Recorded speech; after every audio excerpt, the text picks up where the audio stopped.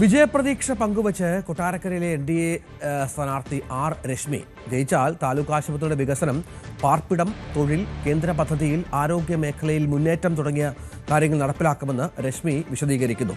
S Vineesh കുമാറിന്റെ report. Kottarakkara നിയമസഭാ മണ്ഡലത്തിലെ NDA സ്ഥാനാർത്ഥി ആർ രശ്മി ന്യൂസ് 18-നൊപ്പം ചേരുകയാണ്. ചേച്ചി, കടുത്ത ചൂടാണ്. ചൂടിനെല്ലാം വകവെച്ചുകൊണ്ടാണ് പ്രചരണങ്ങളൊക്കെ. എങ്ങനെയായി?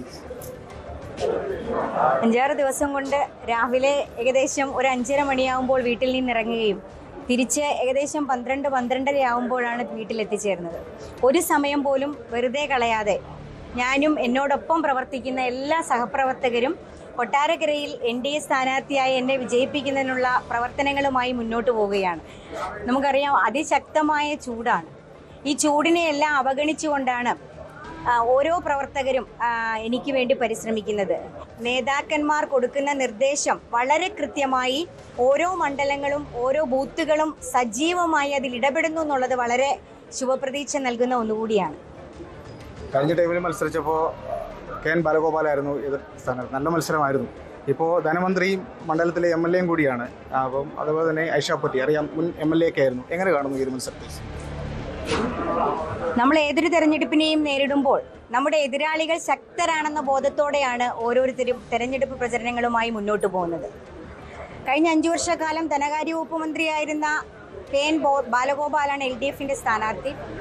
UDFന്റെ സ്ഥാനാർത്ഥി 3 തവണ ഈ പ്രദേശത്തെ പ്രതിനിധീകരിച്ച MLA ആണ്.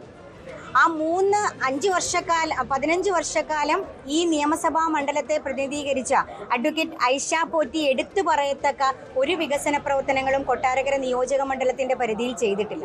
നമുക്കറിയാം, നമ്മളെല്ലാവരും കൊടുക്കുന്ന കരം ഉപയോഗിച്ചാണ് വികസന പ്രവർത്തനങ്ങൾ ചെയ്യുന്നത്. ഇപ്പം ഇടതുപക്ഷ ജനാധിപത്യ മുന്നണി പറയുന്നത് അവർ കൊടുത്ത വികസനങ്ങൾ, ഇപ്പോൾ ഓരോ വീട്ടിലും ഇന്നലെയും ഇന്നുമായി അഭ്യർത്ഥനകളുമായി ഇടതുപക്ഷത്തിന്റെ ആൾക്കാർ പോകുന്നത് എനിക്ക് കാണാനായി സാധിച്ചു.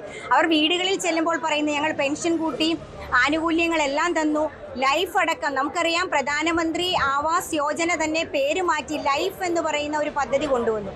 ഈ ലൈഫ് പദ്ധതി എന്ന് പറയുന്നത് അതിൽ എത്ര ഗുണഭോക്താക്കളെ നമുക്ക് ഉൾപ്പെടുത്താൻ സാധിച്ചു. ഞാനൊരു താഴെത്തട്ടിലുള്ള ജനപ്രതിനിധി, 10 വർഷം ഗ്രാമപഞ്ചായത്ത് അംഗമായി നിലനിന്ന ഒരാളെന്ന നിലയിൽ ആ സമയത്ത് ധാരാളം വീടുകൾ നമുക്ക് പല പദ്ധതികളിലൂടെ നടപ്പാക്കാൻ സാധിച്ചു. പക്ഷേ ലൈഫ് എന്ന് പറയുന്ന പദ്ധതി വന്ന് ഈ മറ്റു പദ്ധതികളെ എല്ലാം ആകെ അട്ടിമറിച്ചു. അപ്പോൾ സാധാരണക്കാർക്ക് ഗുണകരമായ പദ്ധതികളൊന്നും തന്നെ ചെയ്യാനായി സാധിച്ചിട്ടില്ല എന്നുള്ളതാണ്. അപ്പോൾ അതെല്ലാം ഏറ്റെടുത്ത് നടപ്പിലാക്കുന്നതിനുള്ള പ്രവർത്തനങ്ങളുമായി നമ്മൾ മുന്നോട്ട് പോകും. എന്താണ് പ്രധാനമായിട്ടും നമ്മൾ മുന്നോട്ട് വെക്കുന്ന വികസന ലക്ഷ്യങ്ങളിൽ ഒന്നാമത്തെ ലക്ഷ്യം എന്ന് പറയുന്നത് താലൂക്ക് ആശുപത്രിയുടെ മുഖച്ഛായ മാറ്റുക എന്നുള്ളത് തന്നെയാണ്.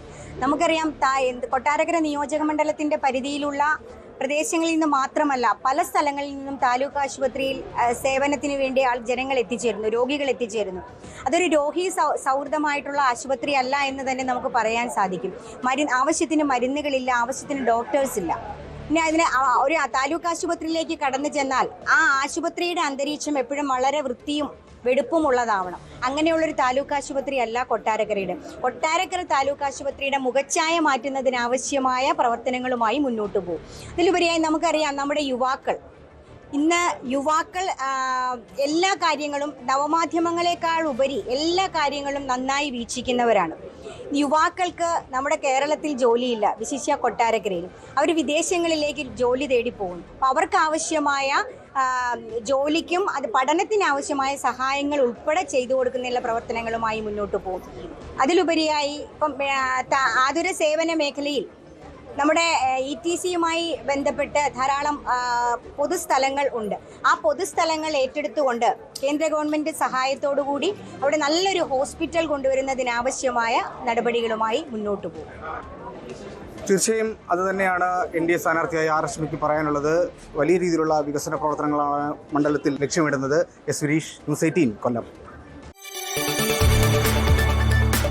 കൂടുതൽ വാർത്തകൾക്ക് news 18 Keralam YouTube channel subscribe ചെയ്യുക.